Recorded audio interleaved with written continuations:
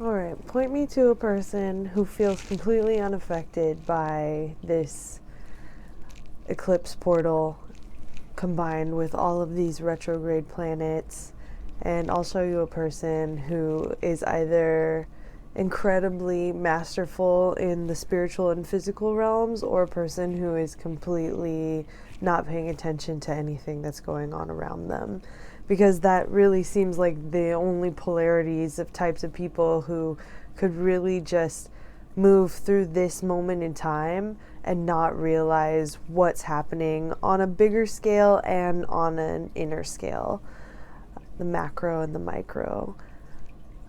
It's a lot of energy. There's a lot of things going on, and me personally just witnessing the world. If you're looking at Sudan, if you're looking at Puerto Rico, if you're looking at Hawaii right now, you're looking at all of these places where people are really coming together and rising up. And it's interesting to me that we're acting against fascism, we're acting against the individualist nature that serves to destroy us, not only as a species, but as many species in communion with each other. And yet we're still just swimming in the middle of it. We're still just doing the best that we can with what we've got. And so the first card that I pulled for this full moon in Capricorn and lunar eclipse closing of the portal is this Daughter of Cups card. And this card has to do with the water element, our emotional realm, and the Daughter of Cups is speaking to the feminine receptive side of things. So really looking at how are we receiving our own intuitive information, our own emotional information, and how are we guiding ourselves with what we are seeing. For me, I'm feeling overwhelmed and a desire to not do what I know is right for me because of, funny, got this card, ego. And ego manifests in different ways, you know. It's not all just bravado and false confidence. Ego is these aspects of ourself. It's like at the bottom of this card it says shadow work. It's the aspects of ourself that we don't want to pay attention to, that are our weaknesses, that keeps us from this high vibration that everybody's talking about, these vibrating higher. Like, I have a problem with terminology like this that doesn't have any tangible reality to hold itself to. The shadow work that we need to do is not across the board that everybody needs to be doing this one thing to understand their shadow side. No, it's diving deep into yourself and understanding your reactions to things, the things that you know are right for you and the things that you know are not right for you. These coping mechanisms that we've used over and over again to get us out of one terrible situation but ultimately put us right into another. This is the time to really focus on what is actually good for you. It's interesting because I'm reading this book right now, or listening to this book, audiobook, Spiritual Anatomy, and I really think anybody who's on a mystical path, who's already done a bit of work in the realm of understanding chakras and archetypes and things like that, I highly recommend this book to you. It might be a little heady for people who aren't deep into this mystic realm, but I think that it has really helpful information for all of us.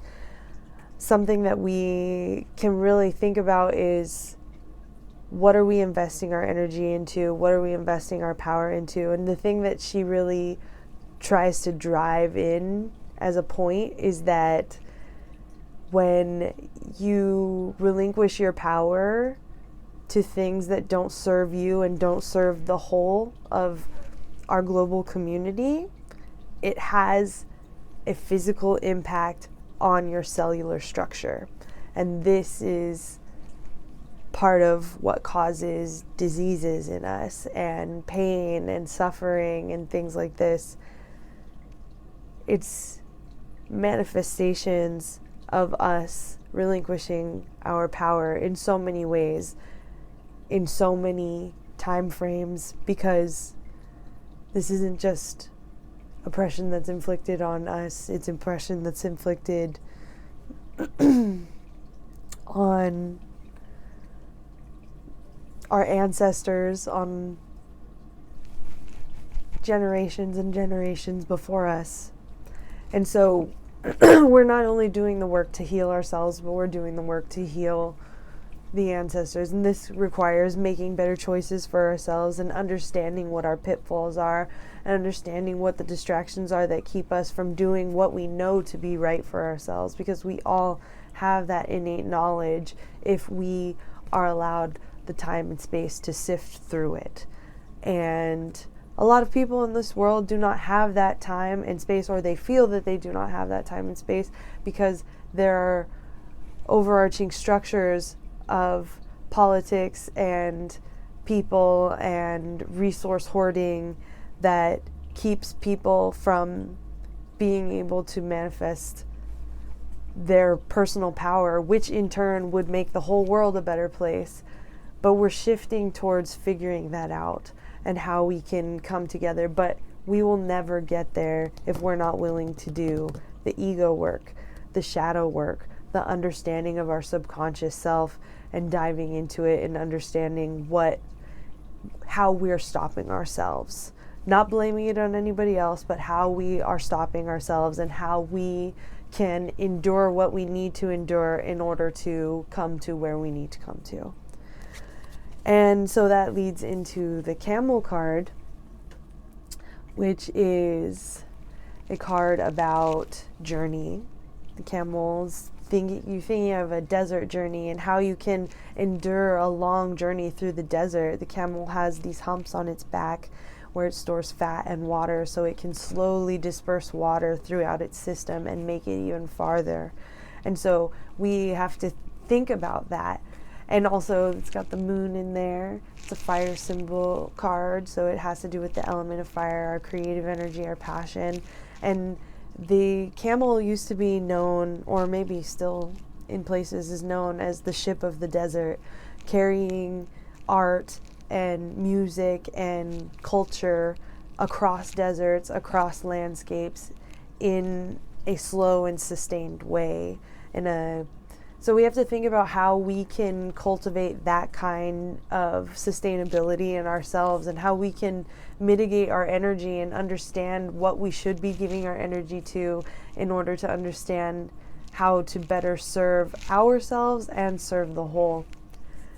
And so think about what you want to be journeying towards. Think about where it is that you want to see not only yourself, but your community, the larger community, and really focus on, if it gets too strenuous, to think about what you want for the larger community, because that takes you away from yourself.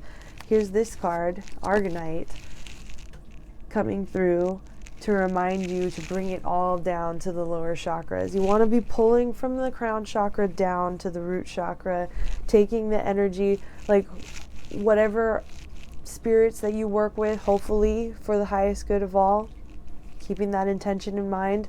Whatever spirits you work with, you want to ask that you can just be guided by them to what is right for you, and then allow whatever impulse is guided to you to be the right path for you.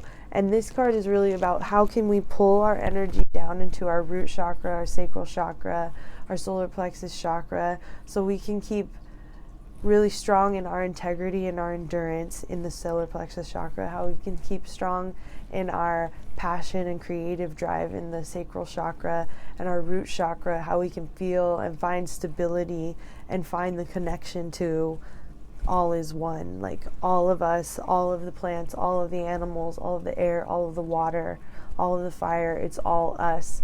And how can we ground ourselves into the earth and be giving our energy to the earth so that it can be recycled and go up into the heavens and then come back down into us.